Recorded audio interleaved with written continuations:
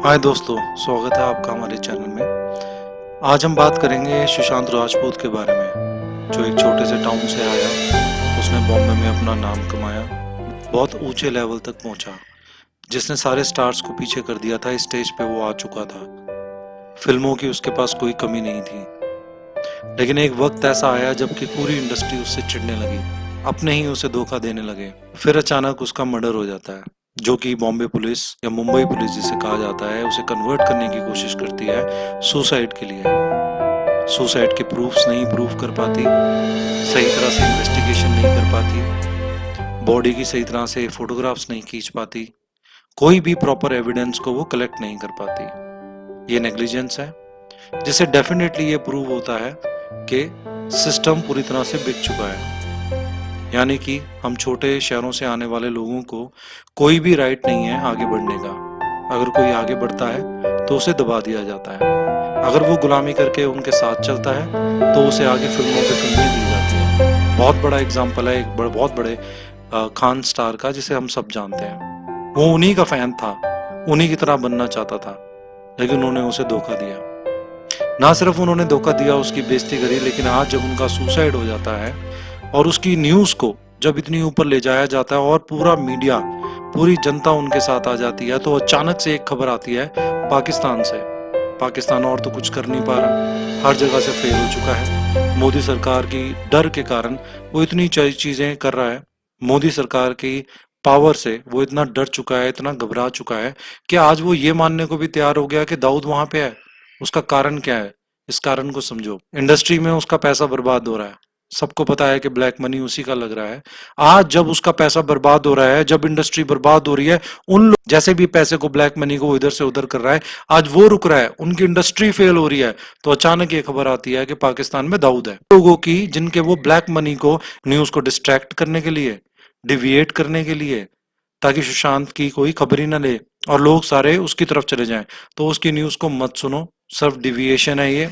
हमें अपने मोटिव से पीछे नहीं हटना है, सुशांत को इंसाफ दिलाना है। हमें कोई नहीं फर्क पड़ता अब दाऊद कहाँ पे है, मारो रखो कुछ भी करना, हमें कोई फर्क नहीं पड़ता। लेकिन अब उसकी मौत नजदीक है, उसका नुकसान नजदीक है, अब वो कमा नहीं पाएगा इंडस्ट्री में अपना ब्लैक मनी लगा के। और जो लोग भी उसको सपोर्ट कर रहे हैं, प्लीज प्लीज उनसे, हिंदुस्तान की 130 करोड़ की जो जनता है वो यही चाहती है कि उस आदमी को सपोर्ट ना किया जाए, और जो उसको सपोर्ट कर रहे हैं उनको बिल्कुल ही खत्म कर दिया जाए। Thank you for your time. अगर अब हम लॉ की बात करें, तो जैसे ही किसी भी बॉडी को या किसी भी एविडेंस को छेड़ा जाता है, तो ये माना जाता है कि जिसने भी इसको छेड़ा है वही उसका कातिल है, या वही टेम्परिंग कर रहा है उस मर्डर की। जैसे कि हम लॉ में ये जानते हैं, जैसे ही किसी ने एविडेंस को छेड़ा या कोई भी कोशिश करी उसको मिटाने की, तो ये प्रूव होता है कि वहां पे टेम्परिंग हुई है। तो ये कुछ चीजें ऐसी हैं जो लॉ में सिखाई नहीं जाती, जैसे कि रेड लाइट जंप करना हमें सिखाया नहीं जाता। हमें पता है कि रेड लाइट जंप करी तो चालान कटेगा। वैसे ही जो उनके दोस्त हैं सिद्धार्थ पठानी, क्या उनको मालूम नहीं था कि किसी को भी फांसी से नीचे उतारना इसी तरह की एक टेम्परिंग कहलाएगा?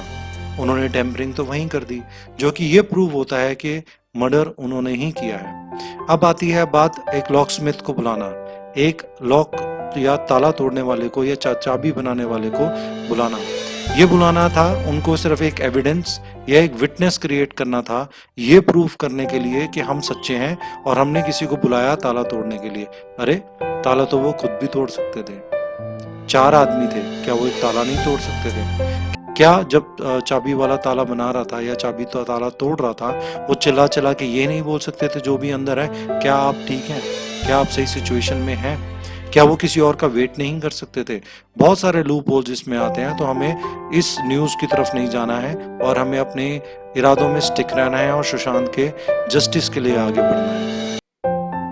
ना सिर्फ ये बात सामने आती है कि मुंबई पुलिस ने जो भी नेग्लिजेंस दिखाई है, सबसे पहले तो सीबीआई को मैं ये दरखास्त करूंगा कि बॉम्बे पुलिस की या मुंबई पुलिस के जो भी लोग उस टाइम पे ड्यूटी ऑफिसर्स थे, सबसे पहले उनको सस्पेंड कर देना चाहिए। अगर ये प्रूव हो जाता है इन फ्यूचर कि ये मर्डर था, तो उन्हीं ड्यूटी ऑफिसर्स को टर्मिनेट कर देना चाहिए। उसके पीछे रीजन है, अगर ऐसे ही होता रहा तो वो लोग सिर्फ एक अगर ऐसा ही होता रहा तो जो लोग हम टैक्सेस भर रहे हैं, जिनकी वजह से वो ड्यूटी पे हैं, जिनकी रिस्पॉन्सिबिलिटी एक सिटीजन को सिक्योरिटी देना है, वो सिक्योरिटी अगर उनसे नहीं मिलनी तो ऐसे डिपार्टमेंट की हमें जरूरत नहीं है। हम ये नहीं कहते कि वो स्कॉटलैंड से कंपेयर किया जाए उनको। अरे एक मिस्टेक कुछ भी कर सकती है, किसी की जान जा सकती है। सिटीजन्स की हेल्प कौन करेगा? वो करेंगे। अगर उन्होंने ये गलती करी है तो उन्हें कोई हक नहीं है वो वर्दी पहनने का। कोई और नया आएगा, कोई और एक नया यूथ आएगा जो उस रिस्पॉन्सिबिलिटी को अच्छी तरह से संभाल सकेगा। अगर वो ऐसा ही करते रहे, ऐसी मिस्टेक्स करते रहे, सस्पेंड होते रहे, तो वो गलती दोबारा करेंगे। कितने लोग मारे जाएंगे इसके तहत। तो हमें ये नुकसान नहीं झेलना है। तो हमारी ये दरखास्त है कि सबसे पहले उन ड्यूटी ऑफिसर्स को सस्पेंड किया जाए जब तक ये ट्रायल पूरा नहीं होता। अगर ये प्रूव हो जाता है कि ये मर्डर था तो उन लोगों को परमानेंटली टर्मिनेट करना देना चाहिए, ताकि हम लोग उनके टैक्सेस या उनकी जो पेंशन है उसको ना भर सकें।